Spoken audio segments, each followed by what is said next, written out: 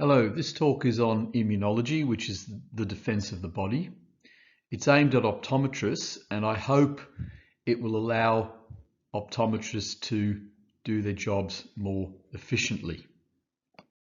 So we'll have a quick introduction to immunology and the evolutionary goals, the innate versus the adaptive systems, and the intertwining of those. Then we'll consider specifically the innate mechanism, which includes barriers. And after that, we'll move on to the acquired immunity. First of all, how it's generated, but then once generated, how is it deployed? And we'll also look at some refinements, cult and immune privilege sites. And throughout the talk, I would like to come up with some important clinical observations that I hope will make all the theory clinically real for you. So understanding at least the principles of immunology is actually critical when reading published papers on disease management, but also advising or indeed managing patients who perhaps have autoimmune disease, or when you see a patient with post-surgical inflammation perhaps, and also drug therapies that you may have actually instigated, but also when you're taking a patient's case history, the drug litany that they're presenting to you, how do you understand that? So understanding what we clinically see rather than just learn, papillae, chemosis, follicles, and so on, it's so much better that we understand it. And it allows us to be able to treat things confidently and logically. And further, it helps us understand allergy. Since allergy is a reflection of the immune defenses, you cannot understand allergy without understanding inflammation first. Now here's a book. A lot of what I've got in here is out of this book by Wood, Understanding Immunology. It's a great introduction for non-immunologists like us. And if there's a single book to go to, I would urge you to have a look at that one. So here's an example of what we are simply expected to understand when reading published information. This is a clinical management guideline for GPC. And it states that it's a multifactorial etiology.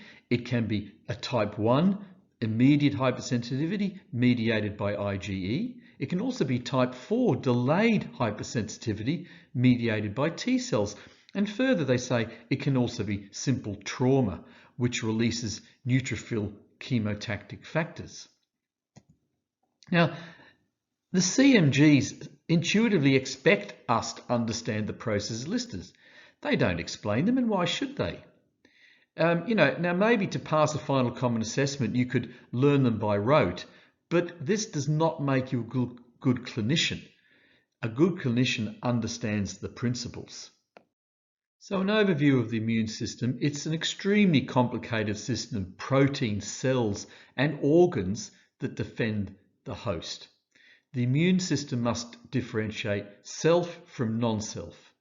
And this is not just about infectious organisms, but it'll also be triggered by trauma and cancer cells and damaged host cells. So a pathogen is an infectious organism causing disease, but a commensal organism is an infectious organism, but it's beneficial to the host, it's symbiotic, such as our gut flora, which we couldn't live without. So a primary goal might be simply to neutralize an immediate threat. So for instance, it might be the toxins. They might be the threat to the host rather than the pathogen itself. And IgA is a good example of this. It lies in the tears, and often its role is to block entry of a pathogen into the eye. So if it's blocked entry, it doesn't have to kill it. It's already done its job. But of course, once they're in, we need to think of how to destroy or eliminate the pathogen, if that's possible, and it's not always possible, so that there's no further potential to cause disease. So, the immune system is complicated, and it has to be, because it has to try to eliminate pathogens without collateral damage to the host, and that's tricky. Disinfectant will kill pathogens, but it's indiscriminate, and it will take out host cells as well. And of course, the variety of pathogens will test any defense system. There's shape, there's size, between viruses and multicellular organisms. Life cycles change and vary. Then there's the pathogenic mechanisms that the bacteria actually uses. And then there's evasion strategies. Some have waxy coats, some go intracellular, and so on. So a defense mechanism has to deal with all of that and still try to keep the host itself safe and well. So the primary purpose of immunology is to protect the host, and its evolutionary goal is actually to do least harm. And we're taught it in a very sequential fashion. We're told barriers followed by the innate immune response followed by the acquired immune response. And I don't think that's realistic. These things are all interwoven and intertwined. For instance, IgA, which is part of the acquired immune system, is in the tears, as we know, and it's there often to neutralize pathogens before they enter the eye. So it is truly part of the barrier function. And also the acquired immune system has a feedback loop into the innate response, magnifying that process as part of its protective function. And also there are hard barriers which are really important for the acquired immune system, which we'll learn about later, to allow it to function in a protective fashion for the host. So it's always important, even though we'll teach it like this, to think of them as an interwoven process. So considering our general barriers before we move on to the ocular equivalents, we of course have our skin. Our very tough keratinized skin is a physical barrier. And we have our antimicrobial fatty acids produced in the sebaceous glands. Of course, we have all of our commensal organisms throughout our body. We have mucous membranes, goblet cells. You know, they're not just in the eye. They're throughout our body at sites of potential invasion. There's the flushing action of the urine. And of course, we have our cilia in our nasopharynx that remove particles, and we have hard barriers. And the example here is the blood-brain barrier, but there are ocular equivalents and they're really important. We'll come on to that. And so in our eye, we have the equivalents. We have our bony orbit, we have our eyelashes, our blink reflexes, our conjunctiva with tight junctions. We have our fatty acids, mucosal membranes, again, the goblet cells that coat and isolate pathogens. The tears help flush the pH of them. They prevent adhesion. They dilute concentration of pathogens and toxins. And of course, we have chemical secretions, lysozyme, lactoferrin, and interferons. And in there, I add IgA, as you already know. Although it's from the acquired immune system, it is most certainly part of the barrier function. And I'll mention these two things. Ocular immune privilege isn't really part of the barrier function, but its purpose, as we'll learn later, is dependent on hard barriers. And we'll come on to this later. Of course, our barriers are pretty good at protecting us, but if something does penetrate those barriers, then we have to kick in the inflammatory response. And first of all, we have to simply be aware of the infection. There's no point in infection getting in, it's not actually being aware that it's even there. And then once we are made aware of that, the innate immune response inflammation, that is, kicks in. And as we all know, it's immediate, it has no memory, and it's non-specific. Now, I know we all know that, we've all learnt that at uni. Do we understand why and so on, but we'll come on to that. So the purpose of the inflammatory or innate response is to supply an effective initial response to invasion. It's got to recognize something's invaded us and do something. Then after that, it's also there to recruit reinforcements from the bloodstream and aid destruction and removal of pathogens and dead cells. And it does this by instigating vasodilation, the activation of endothelium, increased vascular permeability, and of course, chemotactic factors that attract other cells to the system. Awareness of invasion and initiation of an immediate inflammatory response is usually triggered by tissue macrophages. And as the name implies, these are fixed and in the tissue. There's no point in them being brought in later. Their purpose is to eliminate pathogens. They trigger what we call the complement system, and they're there for cleaning damaged tissue and removing dead cells and damaged host cells. How they do it by phagocytosis. So they attach, they ingest, and they kill and degrade. And it is important that they're present at sites of entry for an immediate response. It recognizes, or they recognize, cell surface receptors on foreign cells. So again, they're recognizing non-self from self. But of course, they're unlikely to eliminate all pathogens. And so then they'll start sending out chemical messengers to recruit further help. So activated macrophages then start producing and sending out communication cytokines. These are proteins to draw in reinforcements from the microenvironment, but more distant target audiences as well. And then they also produce direct acting chemicals such as prostaglandins and platelet activating factors. Now, also in the tissue, we have mast cells. And these are distributed throughout the body at potential sites of invasion. They're preloaded, that's really important, so they don't have to manufacture stuff. They're already preloaded, ready to attack, hence immediate. Histamine, heparin, and so on. So while a tissue macrophage's main role is to phagocytose foreign particles, the mast cell's immediate response is to discharge lytic chemicals to kill. But both also produce messenger chemicals, cytokines, to enlist blood-borne reinforcements. So once triggered, the mast cells do then start to synthesize new stuff, prostaglandins, leukotrienes, and so on. And this magnifies and sustains a response, again via more vasodilation, increased vascular permeability, and so on. So initially it's got some stuff that's preloaded ready to go, but then once triggered, it starts producing more things as well to magnify the response. But there's a lot more to the innate immune system inflammation than just macrophages and mast cells. We have lots. There's the interferons, which can inhibit viral replication. There's natural killer cells, which their very name tells you what they do. They just take things out. Tumor cells, viruses, bacteria, protozoa. If it's foreign, they'll kill it. Then there's a thing called the complement system. Now, this is a series of proteins and enzymes, and they cause a cascade. And once triggered, they just start. They just roll on. One triggers the next, triggers the next, triggers the next, until they achieve what they're supposed to do. And C3a and C5a cause a degranulation of the mast cells. Now, is it important that we know that?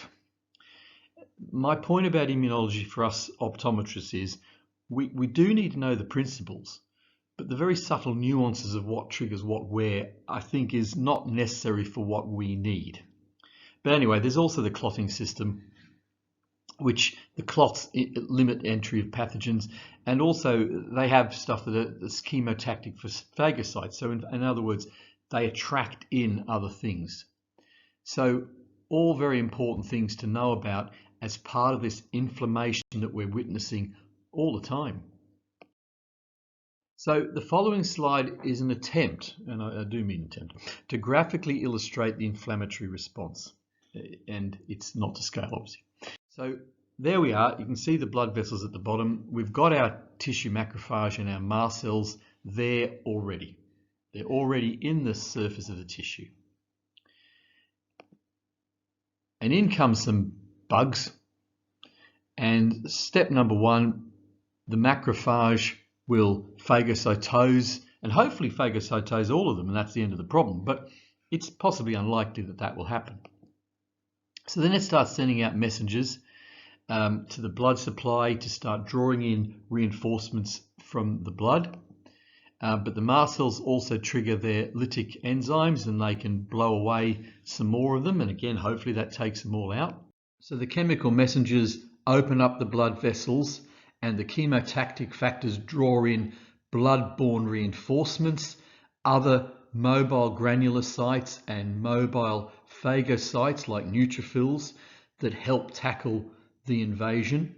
And all the while, more messengers are being sent out, more reinforcements are coming in until hopefully the infection is controlled. And it will keep on spiraling like this, and that's why the area of infection becomes swollen and hot and red. And another point I want to make is the innate, I think you probably get this from what I've already said, but the innate immune response is the inflammatory response. They're exactly the same thing. So don't get confused by that. Don't think we're talking about different things. They are exactly the same thing. And no matter how that's triggered, whether it's triggered by something becoming infected or simply trauma, as I often point out to people, you know, if I rub my skin lightly long enough, I will generate an inflammatory response. You know, so a suture constantly rubbing on an upper lid will cause an inflammatory response. It's not infected, but that's the inflammatory response, and that is the innate response.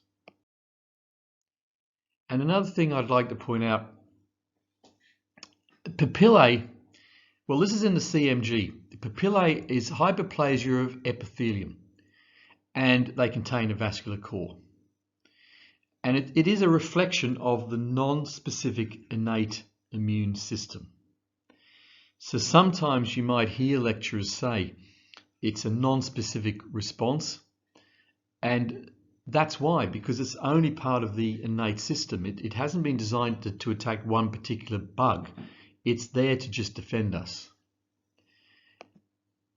And chemosis is pretty much the same thing. They might look different, but it's pretty much the same thing. But they're different representations of the non-specific inflammation. And papillae form where there's a firm attachment of conjunctiva to underlying tissue. So the tarsal zone, but also the limbus, you know, in very bad situations, you know, we'll have limbal papillae. Chemosis tends to occur under the bulbar conjunctiva as there's no firm adhesion, and it just erupts out and balloons out with fluid from the inflammation. So papillae tend to be fairly structural, and I think they tend to happen when it's more chronic as well. If you've got an acute allergic reaction, papillae haven't got really time to develop anyway, but you will get a blowout of chemosis. You know, we'll never be taught that at uni, I don't think, but they are actually just different reflections of the innate immune system. So a quick summary of the innate system. We've got the barrier functions, both physical and chemical, and they are technically considered to be part of the innate system. So it's called innate or natural because it exists prior to invasion. So it simply recognizes self from non-self, and therefore it's non-specific. It has no memory. Every invasion is treated the same. But because the system pre-exists, the response to tissue damage and infection is immediate once recognized. So that's why it's immediate. So next I want to look at the components of the acquired immune system and how we generate them. And I also want to explain to you about conjunctival associated lymphoid tissue. I certainly think of the defense of our body as a kind of a war. You know, viruses and bacteria just want to live happy lives. They don't want to be killed by us, but at the same time, we don't actually want them there. So there's always this evolutionary drive to come up with ways of us beating them or them avoiding us. And certainly a lot of pathogens have worked out ways of either avoiding or evading or overwhelming the innate immune system. You know, some are just extremely virulent. Some have disguises. They have waxy coats like Streptococcus. Some hide inside our own cells, viruses, and indeed chlamydia do that. And others mimic the use of our DNA, so express molecules very similar. Some are too small, and some are just too damn big. And so if the innate system does not succeed, then we need a far more specific mechanism, and that's where the acquired immune system is kicked in. So the acquired immune response. Now, before we talk a little bit about that, let's remind ourselves, no immunological stage stands in isolation. They're interwoven. But anyway, the acquired immune response is delayed, it has memory, and it is specific. Now, obviously, it has to be delayed because if there is a novel pathogen out there, say a novel virus, our bodies don't know how to defend against that until we have actually been infected. And then our bodies have to manufacture a response that is utterly specific for that pathogen. And obviously that takes time. And therefore it is also producing a response that is utterly specific because it's been designed for that pathogen and that pathogen alone. So it's utterly specific. But it's only delayed the first time. Because it has memory, and we store lots and lots of antibody in plasma cells, once it's primed, the next time that pathogen gets in, the response is instant. So remember, only delayed the first time. Now, I want to mention this chap, von Perke, and he's a big name. He coined a lot of the terms we use for allergy and immunology. And he actually coined the term hypersensitivity, but not in a negative sense. His argument was, once we've been infected, we then our bodies become hypersensitive to that pathogen so that we can respond to it on a second infection much more effectively. But we'll talk more about that in the allergy lecture. So why the delay? It is a perfectly sensible question to think, well, why can't we be hypersensitized already? Well, it's just the numbers game. It's just the numbers are too big. Someone did the maths on this.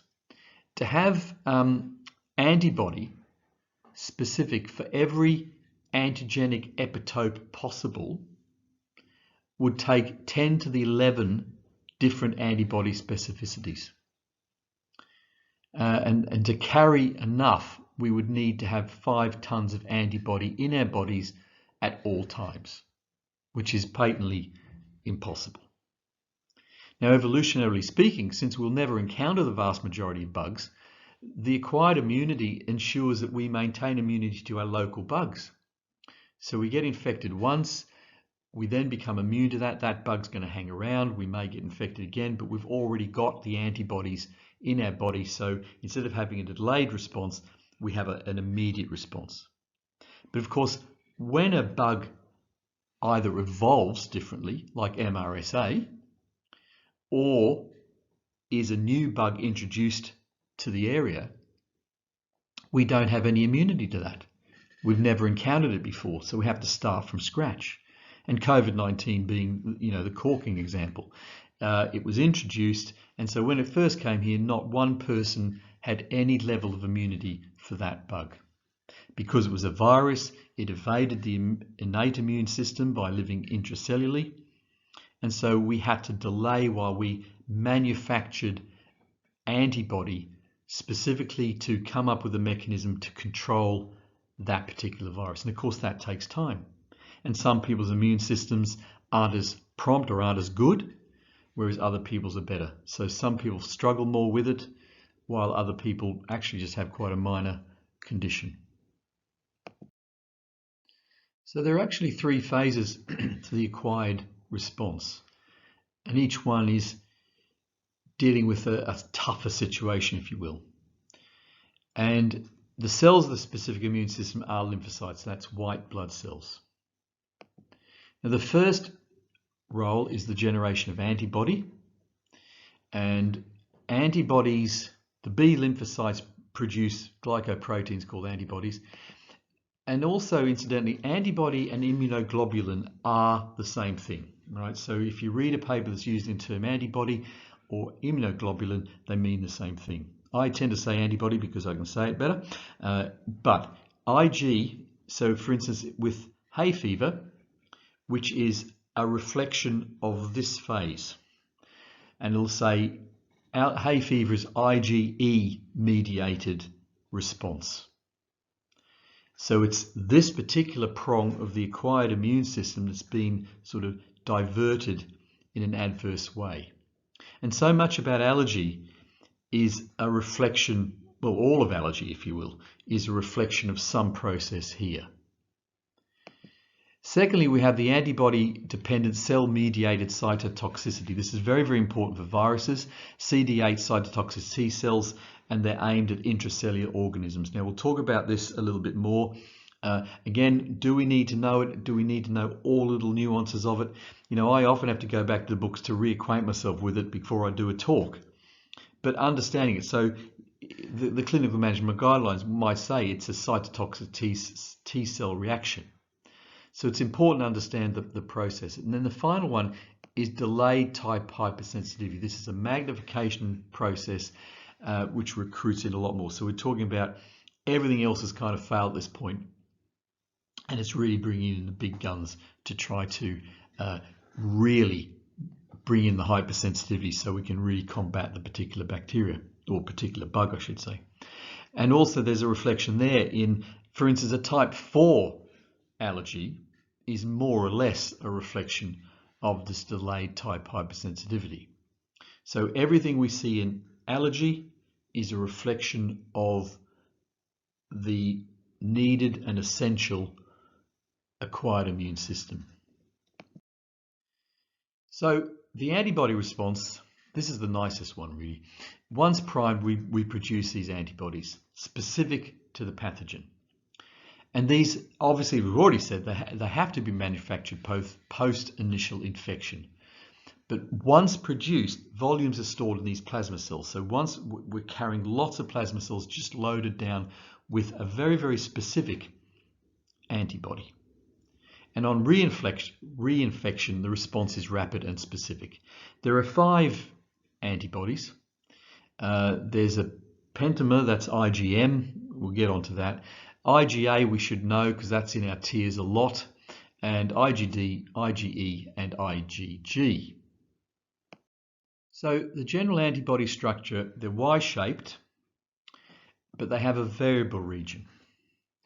Now the other bit, the constant region, is the same. So if every IgA will have exactly the same constant region. It's the variable region that varies and gives it its specific specificity for one antigen. And they have to be developed. But the rest of the structure is all the same. The antibody doesn't bind to an entire antigen, so it can't bind to a whole thing. But it binds to an amino acid sequence matching the variable region called an antigenic epitope. But the thing is, how do we get something that specific?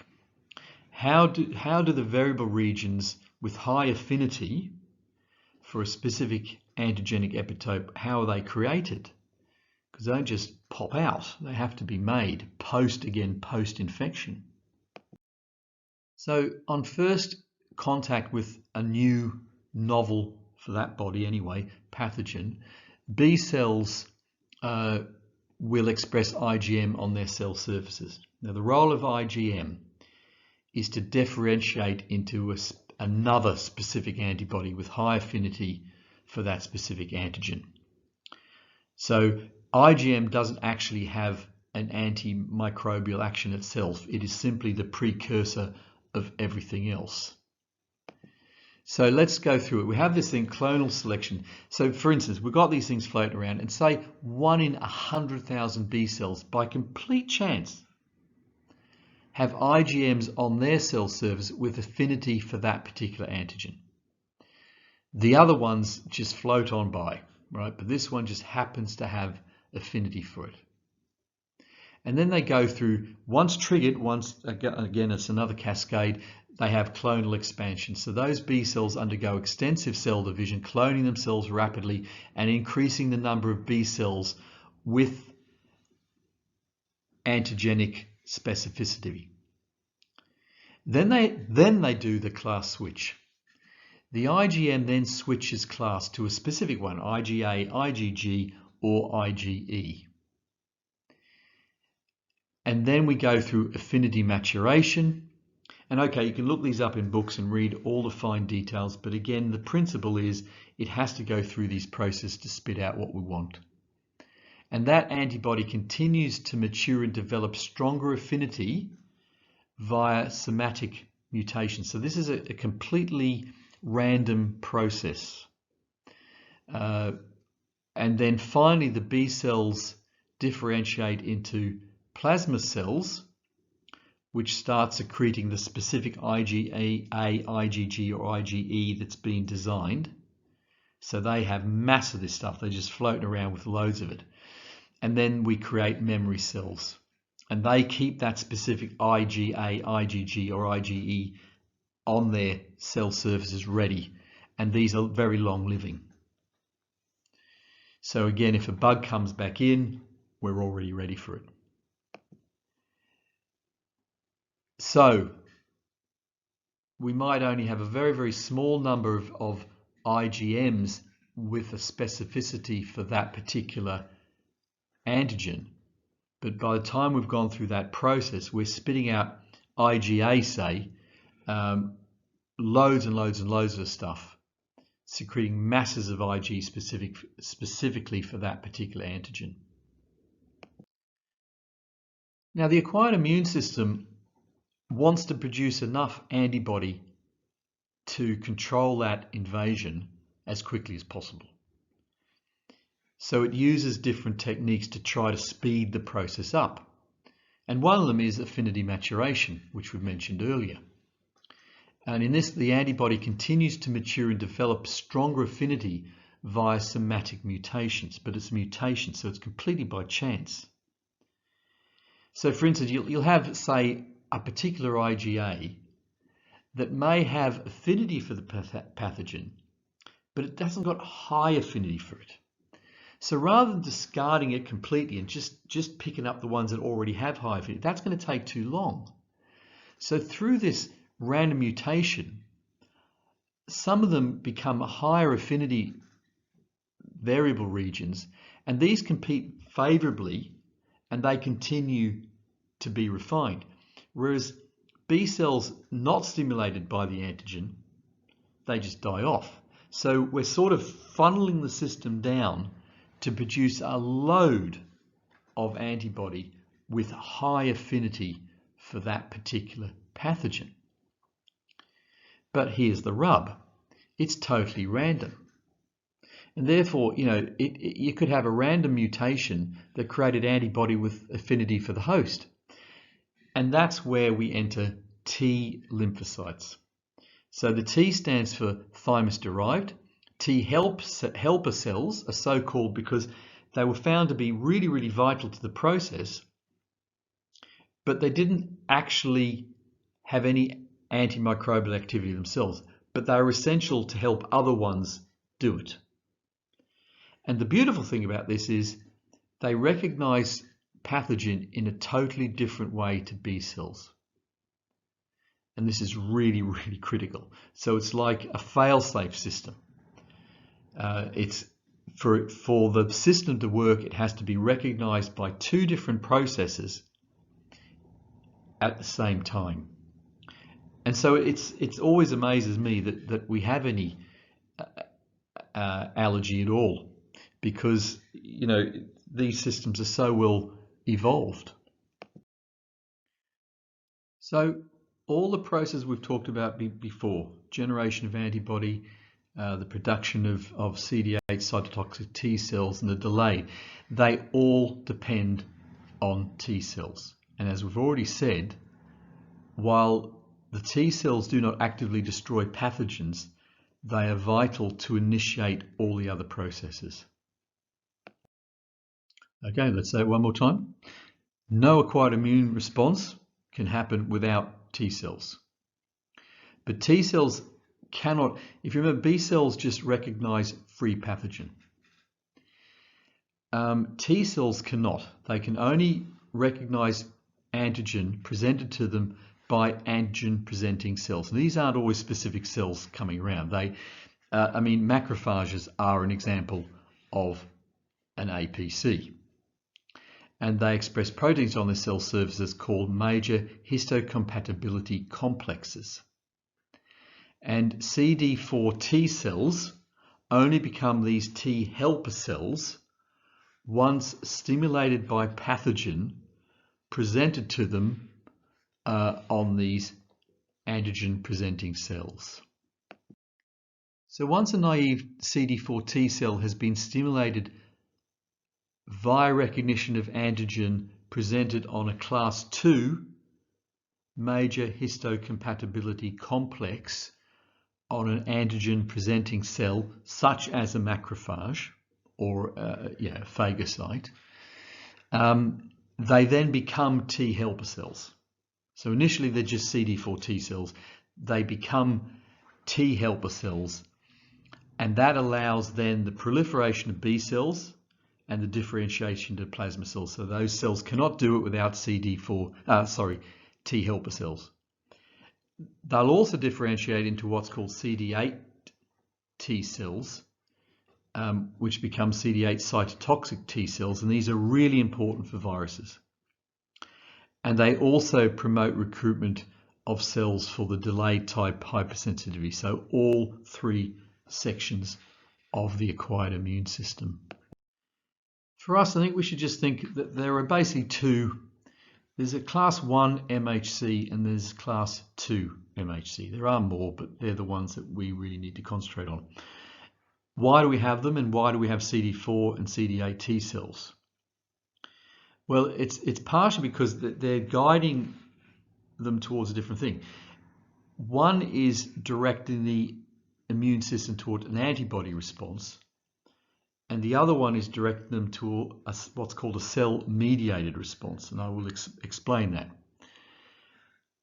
An exogenous antigen, like a bacteria, so it lives outside the cell, it's processed by MHC2, and it's recognized by CD4 T cells. Endogenous antigens, like a virus, which lives inside the cell, is processed by MHC1 and then recognized by CD8 cytotoxic T cells. So the complexities of this acquired immune system with its three prongs has to be instigated somewhere. It doesn't just appear. And it's the lymph nodes. And the lymph nodes are the factories where all this complexity happens. And inside the lymph nodes are germinal centers called follicles. And I want you to latch onto that term as optometrists, because it'll come up in the next slide. And these lymph glands are the germinal centers where pathogen is recognized and the production of antibody, CD8 cytotoxic T cells, and the delayed type hypersensitivity are instigated. But imagine the response would be quicker if a pathogen did not have to be carried all the way to a lymph node. So at this point, all that previous theoretical stuff becomes clinically significant, and that's why the principles are important. So I want to introduce the concept of MALT, mucosal associated lymphoid tissue. So what the body does is at sites of exposure, like mucous membranes, gut, urinary tract, and of course the conjunctiva, are lined with lymphoid tissue. So rather than going all the way to the lymph nodes, they get taken out with this lymphoid tissue. These are follicles with germinal centers and dendritic cells for antigen-presenting cells for stimulation of T cells, as well as the antibodies themselves. And in the eye, we simply decided to call it COLT. It's still MALT, but it's conjunctival associated lymphoid tissue. And indeed, follicles are COLT. And the clinical management guidelines define follicles as hyperplasia of lymphoid tissue. And this is hence the clear appearance. They're fundamentally, just think of them, well they are, don't just think of them, they are. They're mini lymph nodes. And therefore, when they are hyperplased, they are representing a very specific response to infection. you know, at uni we're taught to say, well, this sort of infection will have a follicular reaction, this sort of infection will have a papillary reaction, and that's okay if you learn it by rote and you can remember them all, including all the exclusions. But the bottom line is simply to understand what they represent in an immune response, and it clearly gives us more information than simply learning things by rote. And virtually all plasma cells produced in the molt, and by default therefore colt, is secretory IgA, as we all know we have levels of in the tears. So there we are. We know how the acquired immune system is generated, but how on earth does it actually do its job? Let's look at the mechanisms of action, but also not just offensive mechanisms, but defensive, in particular immune privilege sites. So as we all know now from the very first talk, the whole purpose of immunology is to protect the host from invasion. But a secondary goal, very, very important, is to also do least harm to the host. And that second statement is a really important subplot of today's talk. Now, as I've also already said, the three prongs to our immunology are not separate, they're all interwoven. And I just want to bring up a point about papillae and follicles. You know, I think when we're at uni, we're taught that this representation will carry a follicular response, this will have a papillary response, and it's almost as if they can't coexist. Well, of course, that's complete rubbish. If an extremely virulent bacteria has bulldozed its way through the innate inflammatory response, it will obviously produce a papillary response on the way, but then it will also then trigger an acquired response, which will be follicular. So there's absolutely nothing stopping follicles and papillae coexisting in the same presentation. And I just think it's a good point to remember. I think compartmentalizing things in a generic sense is not always totally helpful.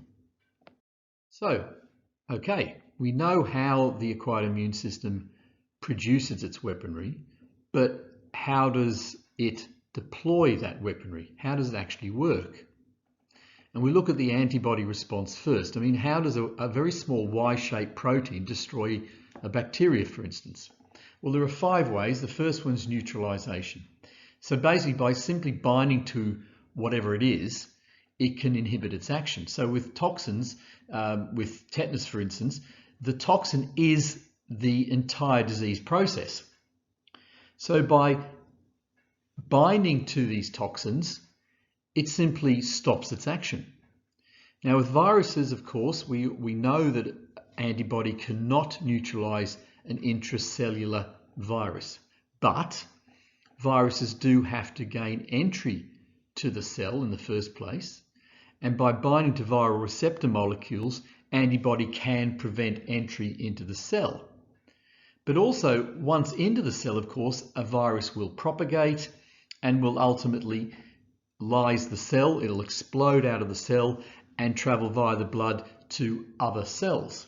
And of course, once it's extracellular, then again, antibody can neutralize it by binding to it and stop it entering more cells.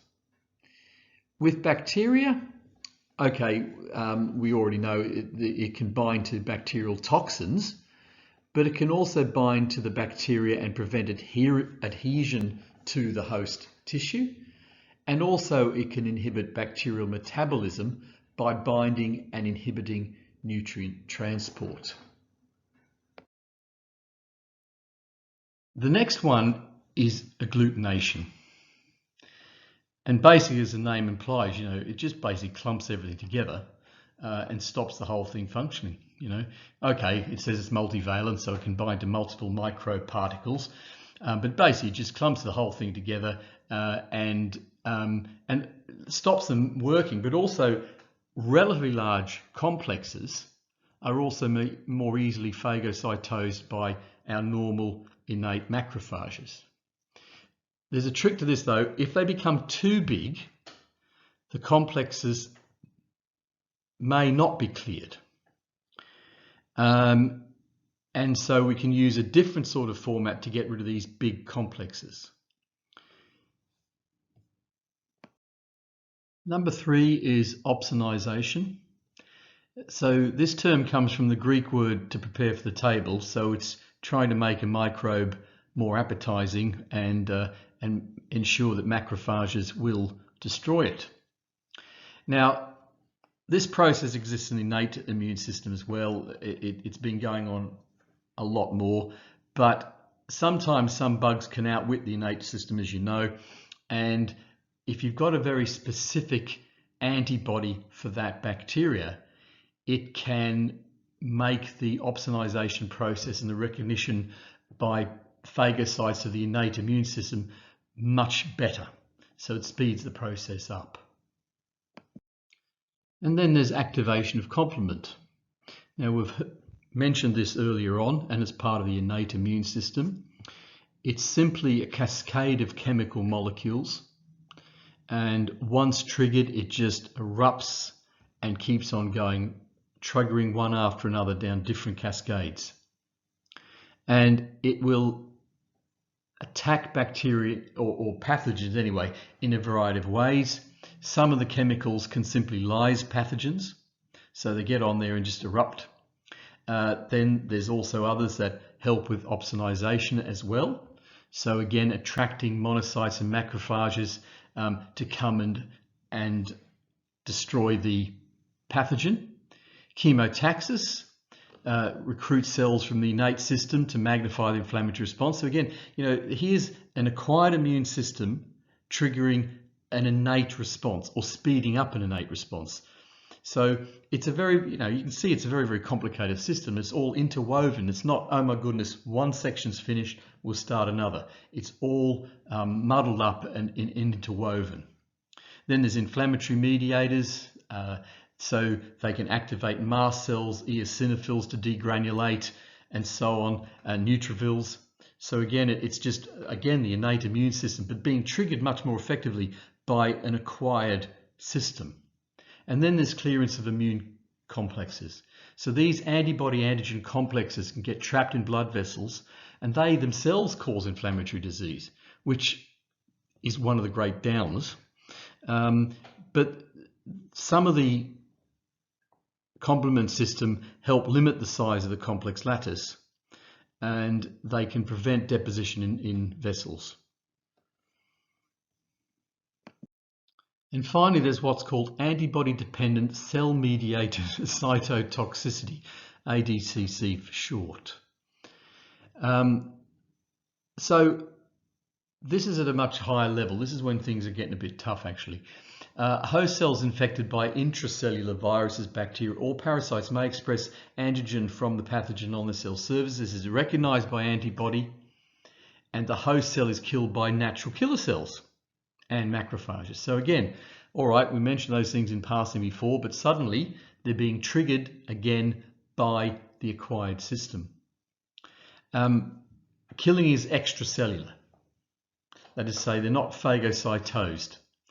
Extracellular killing has been noted for big worms and so on. And IgG and IgE promote this process. And a comment in allergy, IgE pretty much now, because we've evolved, doesn't seem to have any real purpose in our bodies apart from causing us distress by causing allergic type reactions, anaphylactic type reactions. Well, one of the arguments is that one of its main reasons is to take on these much bigger things, big worms and so on, and helping to destroy them via this process, ADCC. So while antibody can do a lot if the pathogen is extracellular, and that includes viruses so long as they're extracellular, they cannot eliminate intracellular pathogens. For the eye, we think of viruses, simplex and zoster, bacteria, chlamydia, but also fungi and protozoa, although I can't think of any examples for the eye. But they're the main ones that we'd be dealing with. And what happens here is, because it's inside the cell, we've actually got to destroy the cell effectively. We've got to lyse the actual host cell. So there's some level of collateral damage with this. And this is why there's a different class. Basically, an infected host cell will present class 1 MHCs on its cell surface. But unlike antibody, on first encounter with a specific class 1, the naive CD8 T cell cannot act immediately, but rather it has to be stimulated then to become a CD8 cytotoxic T cell. So CD8 T cells recognize antigen presented on these class 1 and they're on an infected host cell. So first presentation, no kill, like developing antibody in the first place and so on. On first presentation, we don't do anything. We have to develop the system. The CD8 T cell is activated with the help of CD4 T cells, and the CD8 T cell specific for the class 1 MHC will proliferate.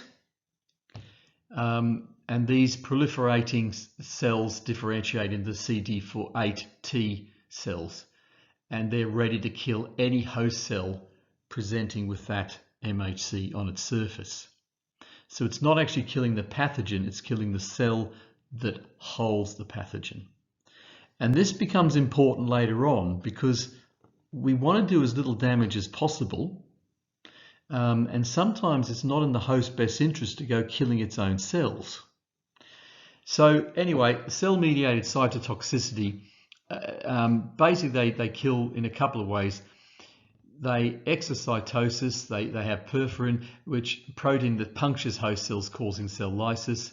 And then there's Fas molecule, which, okay, do we understand it? Do I understand it? I don't know. Is a death molecule on some cells triggered by CD8. So, okay, do we need to know all that? Don't think so. Just understand why in journals they'll say, well, it's a T cell mediated mechanism. And CD8 cytotoxic T cells can be recycled. So after the lethal hit, it can detach from the dying host cell and can kill other target cells, which is obviously quite natty. But sometimes, you know, as good as this system is, it's huge sometimes. But even then, it's not always enough to eliminate intracellular pathogens. And that's when we trigger up the delayed type hypersensitivity.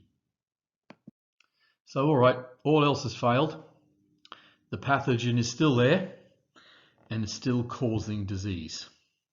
So at that point, we basically bring up the delayed type hypersensitivity, which is in simple terms, really, the way I think of it, just a huge magnification loop of the whole process. So we're getting pretty destructive at this point, incidentally, of our own host tissue.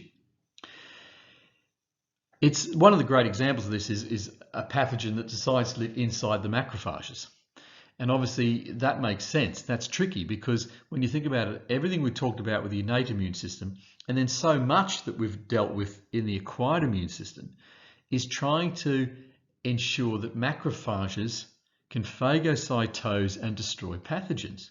So of course, if the pathogen is actually living inside a macrophage, that all becomes fairly tricky. So again, it's a magnification loop. It's trying to, basically, very simply down the left there, it recruits monocytes to the site of the infection. It retains those monocytes at the site of infection, and it activates them to kill intracellular pathogens. Now, if you like, you can stop the slide there and read the 7 points down the right. Will you remember them after those points afterwards? I think it's important to read them, but have a go at that. But basically, you get the point. It's a big process, a huge magnification loop. So once these resting macrophages are stimulated by cytokines, they simply get activated and are more effective phagocytes and produce lytic enzymes for more effective killing. And once they're recruited to the DTH site, They stimulate each other, providing this, again, as I've already said, this amplification loop, increasing the magnitude of the delayed type hypersensitivity response. So, again, this is getting huge now, and there is a load of collateral damage. So as we said in that last slide, the delayed type hypersensitivity is really quite an aggressive process, and it does cause a lot of injury to the actual host. And you've got to remember that with the immune system, it's got two things to do. It's got to eliminate the pathogen if it can. Certainly it has to do that. That's its goal. But it also has to do least harm to the host. There's no point destroying the bacteria or whatever it is if you then destroy the host. So antibody responses are generally the least damaging, especially neutralization. If an antibody can neutralize an extracellular toxin, there's effectively no risk to the host whatsoever. CD8 cytotoxic responses, of course, are directed at infected host cells. So there has to be host damage. You are killing a host cell to destroy the intracellular organism. And delayed type hypersensitivity reactions carry the greatest risk of all, because the magnification loop is producing some really nasty chemicals, or releasing nasty chemicals and proteolytic enzymes and so on. And they really do cause significant damage to the host. And sadly for Trump, I'll use him again, drinking Lysol certainly will kill the pathogen, but it'll take out the host tissue as well. So it's patently an illogical process to go through. So therefore, what if, and it happens, what if the potential damage outweighs the benefits? If the tissue function is destroyed, there's no benefit to the host whatsoever. And we have evolved some fantastic systems to deal with that possibility. So sometimes, severe delayed type hypersensitivity reactions will not eliminate the pathogen. It becomes chronic, and then we basically form granulomas. And chalazion is our example. If the delayed type hypersensitivity kept on going, we'd lose our lid, and the whole function of the eye would fail. So we basically just wall it off. And we have these enzymes released by macrophages, and the walling off starves it of oxygen, and so we get tissue necrosis, and it also limits the spread of the microbes. So the body at this point said, right, I can't get rid of it, but I'm going to wall it off so it can't do any further damage. And as you know, with chalazion, you can prod them, they're dead, they're not infected. And they'll be quite hard, and quite frankly, so long as they don't make your lid drop down so you can't see, they're actually not causing you any harm at all. So it's a good way of controlling things if the alternative is too aggressive. So again, in some cases, the killing of virally infected cells is just too great to the host. And we have to actually down-regulate things. So for instance, with neuronal cells, they can't regenerate. So if you've got an infected neuronal cell and we destroy the cell, we destroy the function. So obviously we can't do that. And on balance, at least for non-lytic viruses like simplex and zoster, obviously if it's a lytic virus, we've got a different animal because it's about to destroy the cell itself. But for a non-lytic virus, the least harm to the host would be achieved by containing them inside the living neuronal cell rather than killing them. And we know this from simplex and zoster. They lie dormant in the cells, and under normal conditions we keep them well and truly under wraps. But if our immune system is somewhat compromised, or we're stressed or whatever, that's when they erupt. So at this point we need to upregulate our barriers and downregulate the immune system. So immune privilege. Right, so what I'm going to talk about now, it's really simplified. I'm not sure everyone understands it. Certainly we don't. I don't understand it. But it is important. It's an important principle. So for instance, the central nervous system, the eye, the placenta, the fetus, the testes, these are immune privileged sites. And they'll tolerate introduction of antigen without eliciting an inflammatory response. So again, back to the example of the neuronal cells, they can't regenerate. And equally, corneal endothelial cells and some retinal cells have limited capacity for regeneration. So again, for non-lytic intracellular pathogens, it is patently not in host best interest to destroy the infected cell. Containment is of a functional cell is much better. Therefore, neuronal cells, for instance, they don't express class 1 MHCs. So they downregulate the CD8 cytotoxic response to virally infected cells. So within the eye, the anterior and posterior chambers, the vitreous, subretinal space are immune privileged sites. So they downregulate deliberately some of these processes. So of course, when an infection does get into these systems, it's pretty devastating. So after all that, we've sort of come full circle. For these specific organs in our body that have immune privilege, we suddenly have to rely far more on our very, very robust barrier systems for protection. The blood-brain barrier, very highly selective barrier separating circulating blood from the brain, and it restricts passage of pathogens into the brain. Our ocular barriers, we have a blood aqueous barrier, we have a blood retinal barrier, we have tight junctions between endothelial cells and epithelial cells. So the whole system's been down-regulated within the eye, it's an immune privilege site, which incidentally is why you can actually do implants and so on, and they don't reject them because they are, after all, a foreign body. But they don't reject because the whole immune system's been down-regulated.